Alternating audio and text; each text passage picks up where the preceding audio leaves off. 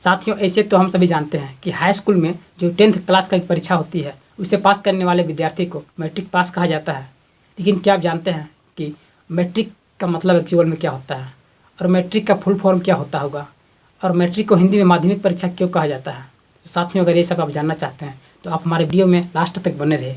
मैं आज इन्हीं सब बातों पर चर्चा करने वाले हैं, और जाहिर सी बात है आपको बहुत सारे डाउट भी क्लियर हो जाएंगे मैट्रिक परीक्षा को लेकर।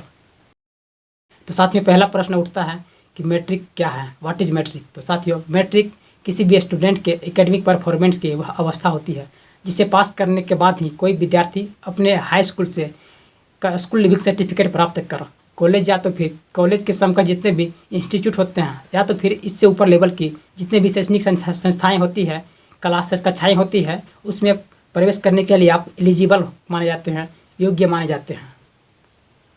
भारत सरकार की उच्च शिक्षा नीति के अनुसार साथियों, भारत सरकार की उच्च शिक्षा नीति के अनुसार मैट्रिक पास करने के बाद ही, अर्थात 10th क्लास पास करने के बाद ही आप कॉलेज या तो फिर इसके ऊपर लेवल की शैक्षणिक कक्षाओं में प्रवेश कर सकते हैं या तो प्रवेश करने के योग्य माने जाते हैं।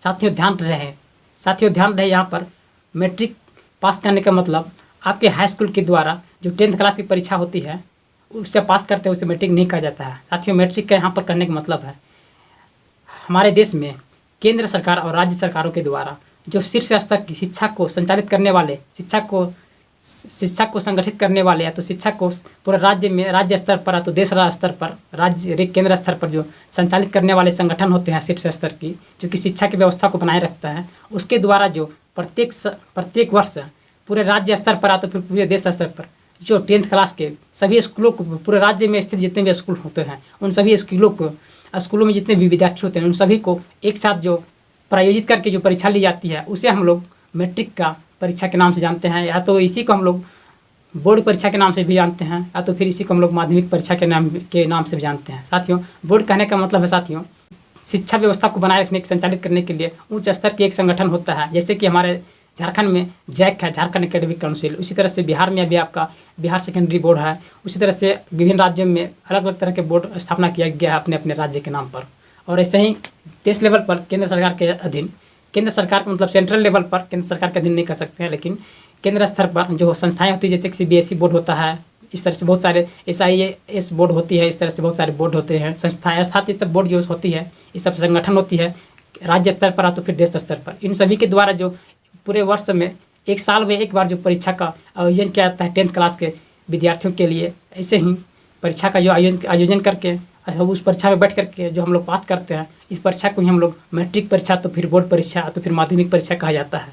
ध्यान दें साथियों, आप जो अपने हाई स्कूल में 10th क्लास की परीक्षा लिखते हैं उसे मैट्रिक परीक्षा नहीं कहिएगा, ये आपका भूल होगा। मैट्रिक परीक्षा का मतलब है कि आप जब आपके राज्य सरकार के द्वारा, तो आपके राज्य सरकार की जो शीर्ष शिक्षा के विभाग में शिक्षा को संचालित करने वाली संगठन होती है उसके द्वारा जो संचालित किया जाता है, जो प्रायोजित एक परीक्षा होती है, उसमें बैठकर आप जब उस परीक्षा को पास कर जाते हैं तो उस परीक्षा को मैट्रिक परीक्षा तो बोर्ड परीक्षा या तो माध्यमिक परीक्षा के नाम से जाना जाता है। तो आई थिंक साथियों आप मैट्रिक का मतलब समझ गए होंगे कि मैट्रिक परीक्षा का मतलब क्या होता है।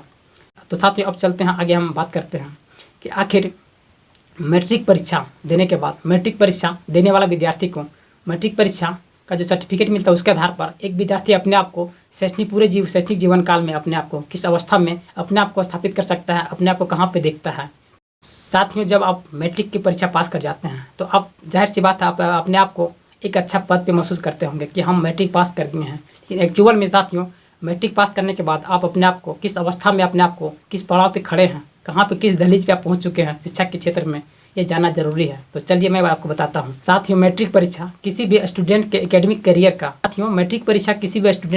करियर का वह एक बीच का पड़ाव होता है। वह एक ऐसा बीच का पड़ाव होता है, बीच का एक स्टेज होता है जो यह बताता है कि आप अपने आप को शिक्षा के क्षेत्र में एक बहुत बड़ा विद्वान भी नहीं समझ सकते हैं, घोषित कर सकते हैं, और नहीं तो फिर आप एक छोटा मोटा कोई 6 से 5 7 क्लास का स्टूडेंट भी अपने आप को आप नहीं समझ सकते हैं। अर्थात आप शिक्षा के क्षेत्र में उस बीच की अवस्था में, उस बीच की दहलीज पे पहुंच चुके हैं, जिसे आप कह सकते हैं कि आप न तो सागर के उस पार पहुंच चुके हैं और नहीं तो आप सागर के इस पार पहुंचे बैठे हुए हैं। कहने का मतलब है मैट्रिक परीक्षा आपके शैक्षणिक जीवन के सागर रूपी दरिया का वह बीच का मझधार है जो आपको यह बताता है कि आप नहीं तो सागर के उस पार पहुँच चुके हैं और नहीं तो आप सागर के इस पार ही बैठे हैं। अर्थात आप अपने जीवन के उस बीच, अपने शैक्षणिक करियर के उस बीच अवस्था में, बीच स्टेज में पहुँच चुके हैं जहाँ से आपको और आगे जाने की ज़रूरत है। अगर आप वहीं पे चुपचाप बैठे रहते हैं, खड़े रहते हैं, तो आप सीधा सीधी सागर में ही इधर से उधर नाव के सहारे तैरना शुरू करेंगे, तैरते रहेंगे, लेकिन आप एक अच्छे मुकाम पर नहीं पहुँच सकते हैं। तो सीधे सीधे शब्दों में कहा जाए तो मैट्रिक परीक्षा किसी भी इंसान के शैक्षणिक जीवन का वह बीच का पड़ाव होता है, एक बीच की अवस्था होती है। अपने क्योंकि साथियों आपने अपने जीवन के पिछले 10 सालों को सिर्फ 10th क्लास अर्थात मैट्रिक पास करने में लगाया है और आप शिक्षा के क्षेत्र में कुछ नया करना चाहते हैं, कुछ बड़ा करना चाहते हैं, तो आपको अभी भी आने वाले 10 साल और इस क्षेत्र में, शिक्षा के क्षेत्र में लगाना पड़ेगा। तब जाकर के आपको PhD की डिग्री उपाधि प्रदान की जाएगी। तब आप एक स्कॉलर कहलाएंगे, विद्वान कहलाएंगे। तब आपकी शिक्षा का पूरा जो करियर होता है वो पूरा होगा। साथियों आप कहेंगे कि 10 साल मुझे कैसे लगेगा, तो साथियों मैं इसका भी जवाब देता हूँ। मान के चलिए आप मैट्रिक लिख चुके हैं। मैट्रिक लिखने के बाद साथियों आप 2 साल लगाएंगे इंटर करने में। इंटर करने के बाद साथियों आप फिर 3 साल लगाएंगे कि ग्रेजुएशन करने में। 3 या 2 5 हो गया। फिर आपके उसके बाद आप साथियों 2 साल लगाएंगे पोस्ट ग्रेजुएशन करने में। आपको वहाँ पर 2 साल लगेगा, इसका मतलब 5 और 2 7 हो गया। और साथियों फिर आप जब पोस्ट ग्रेजुएशन भी अर्थात MA भी ख़त्म कर लेंगे, मास्टर का डिग्री ले लेंगे, उसके बाद साथियों आप PhD करने के लिए अप्लाई करेंगे, तो वहाँ पर आपको साथियों मिनिमम 2 साल आने तो मैक्सिमम 5 साल लगता है। तो साथियों 5 साल और 2 साल कहने का मतलब है आप इसे, कोई भी स्टूडेंट होता है उसे 2 साल में ख़त्म कर सकता है या तो कोई 5 साल तक लगा सकता है। तो इसे एवरेज रूप में देखा जाए तो यह आपका 2.5 से 3 साल माना जाता है। इस तरह से साथियों से हम 3 साल मानते हैं। तो आपका इधर 3 साल PhD, 3 साल ग्रेजुएशन, 6 साल हो गया, 2 साल पोस्ट ग्रेजुएशन, 8 साल हो गया और 2 साल इंटर, मतलब 10 साल। साथियों इस तरह से आपका 10 साल का करियर अभी जीवन काल, शैक्षणिक काल अभी पड़ा हुआ रहता है। और 10 साल जब और शिक्षा के क्षेत्र में मेहनत करेंगे तब जाकर आपको शिक्षा का एक मुकाम हासिल होगा, बड़ा मुकाम, डॉक्टरेट की उपाधि प्राप्त होगी। तब आपकी शिक्षा का जो शीर्ष स्तर की जो कक्षाएँ होती है, जो आपका एकेडमिक पढ़ाई होता है वो आपका ख़त्म होगा। साथियों इसीलिए साथियों आप कहेंगे इसीलिए साथियों मैट्रिक परीक्षा को एक माध्यमिक स्तर की परीक्षा या तो माध्यमिक बोर्ड के नाम से जाना जाता है। साथियों आप कहेंगे कि किस लिए? क्योंकि साथियों इसलिए क्योंकि आपने पिछले 10 साल लगाया है मैट्रिक तक पहुंचने में, और फिर आपको 10 साल लगाना है PhD तक पहुंचने में। अर्थात साथियों जो एक एकेडमिक करियर की जो होता है साथियों किसी भी स्टूडेंट का जीवन काल में वो 20 साल का होता है और उसे 10 साल में 10 साल में बांटा गया है साथियों। क्योंकि आपको 0 क्लास से लेकर 10th क्लास तक आने में 10 साल लगता है और आप साथियों 10th क्लास से लेकर PhD करेंगे तो फिर आपको 10 साल देना पड़ेगा। तो साथियों 10 साल इधर का और 10 साल उधर का। साथियों इसीलिए मैट्रिक और इंटर की जो परीक्षाएं होती है उसे माध्यमिक स्तर की परीक्षा भी कहा जाता है, माध्यमिक बोर्ड भी कहा जाता है, माध्यमिक परीक्षा भी कहा जाता है।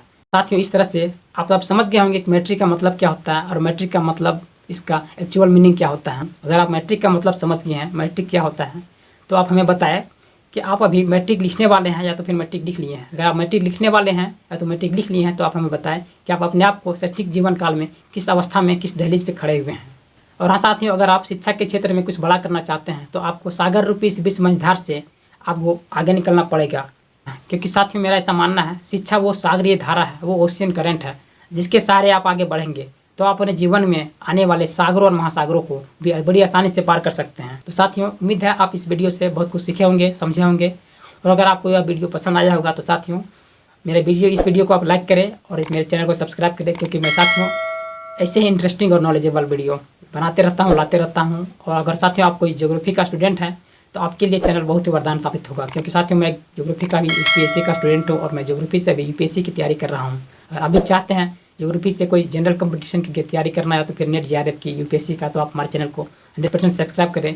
आपको बहुत सारा मैं सपोर्ट करूँगा, बहुत सारा आप हेल्प करने की कोशिश करूँगा। धन्यवाद।